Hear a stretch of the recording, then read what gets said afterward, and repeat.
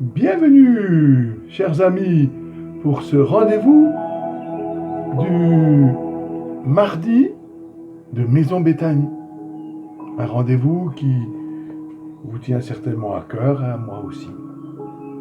Heureux de pouvoir partager ces instants avec vous et j'aimerais aujourd'hui m'arrêter avec vous sur un verset très connu dans le psaume 119, c'est le verset 5. Je vous le lis et je suis sûr que vous allez tout de suite le reconnaître, mais que vous avez certainement déjà chanté ou même récité ce verset. Ta parole est une lampe devant mes pas, une lumière qui éclaire ma route. Depuis le Covid-19, et même déjà avant, on a tant entendu de choses et son contraire, soit sur le virus, soit sur la manière dont on l'a traité, etc., etc. Les gens ont besoin de savoir, de se rassurer. Et ils sont prêts à tout, et même à écouter des sornettes pour pouvoir se rassurer. Donc ils vont un peu partout chercher des informations.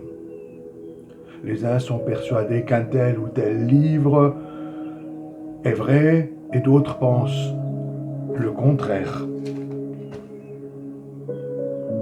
Quand on est sûr de quelque chose, souvent, on le présente comme la Bible de cette matière ou du sujet. Cette semaine, j'ai été marqué par un feuillet de calendrier que je lis tous les jours et je voudrais vous en lire quelques extraits. C'est le calendrier de la bonne semence pour ceux qui voudraient se le procurer. Il nous est dit là, je vous le lis, à l'occasion de la sortie en librairie d'un guide des grands restaurants de France, un journaliste parle de la Bible de la gastronomie. En quelques clics sur Internet, on trouve rapidement la Bible de la préparation physique, la Bible des grands voyageurs, la Bible des cocktails, et bien d'autres encore. On emploie ce mot, on le galvaude même, pour désigner un livre très documenté, très complet, qui fait autorité dans un domaine. Mais si l'on fait la somme de tous les exemplaires de ces ouvrages, on reste infiniment loin du nombre de Bibles, avec une majuscule, Bible avec majuscule, qui ont été imprimées depuis Gutenberg en 1455 et l'invention de la typographie. On évalue à plusieurs milliards le nombre de Bibles distribuées dans le monde.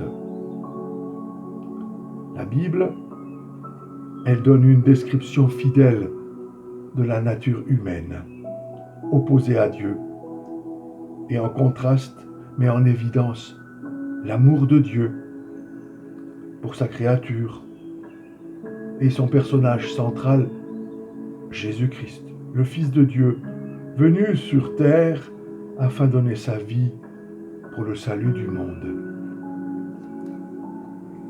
De nos jours,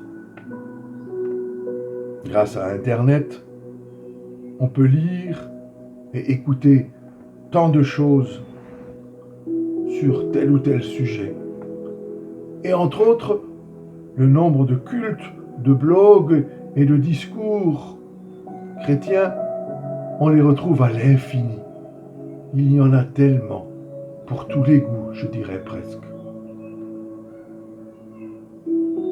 Certaines personnes en écoutent tellement, vont de droite à gauche, cherchant leur chemin, leur ressourcement, et multiplient ainsi leurs sources d'informations. Imaginez que vous arrivez à l'entrée d'un magasin et il y a des dizaines de panneaux pour des boutiques à peu près similaires. on se retrouve dans l'expectative, lequel je dois apprendre. Qu'est-ce qui va m'apporter selon ce que je désire? Et en ce moment, c'est le cas pour beaucoup de chrétiens et d'autres. Ils cherchent, ils courent après un culte par-ci, un culte par-là, une méditation par ici, une méditation par-là.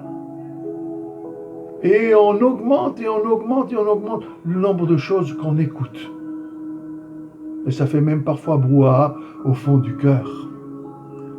Dieu nous rappelle à cet instant même, là, oui, pendant que vous m'écoutez, Dieu nous rappelle qu'il n'y a qu'un endroit où trouver la paix du cœur et une route sûre en ces temps troublés.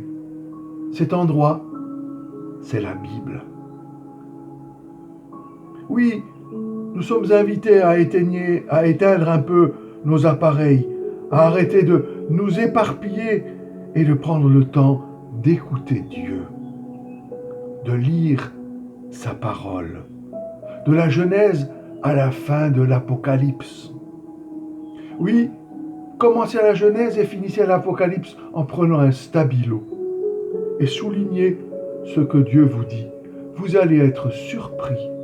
Et cette voix-là, elle ne fera pas brouhaha, elle sera claire et nette. Et elle vous dira ce que Dieu a à vous dire. Vous l'entendrez d'une manière claire, parce que Dieu alors éclairera votre route. Il éclairera la route et vous donnera la joie de celui qui a trouvé un chemin.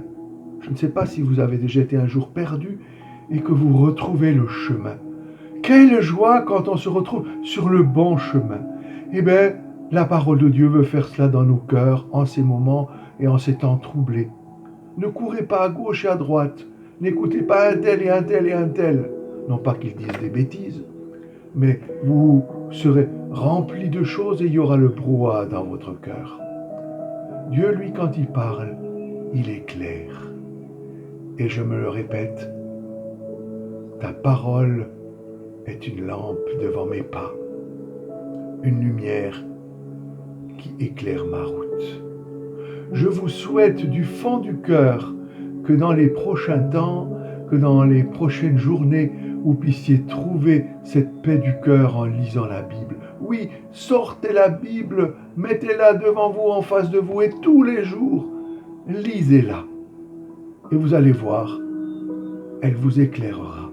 Et Dieu pourra vous conduire et vous montrer ce qu'il a à vous dire, vous encourager, vous accorder sa grâce, vous révéler son amour, vous révéler qu'il a une pensée pour vous, une pensée d'amour.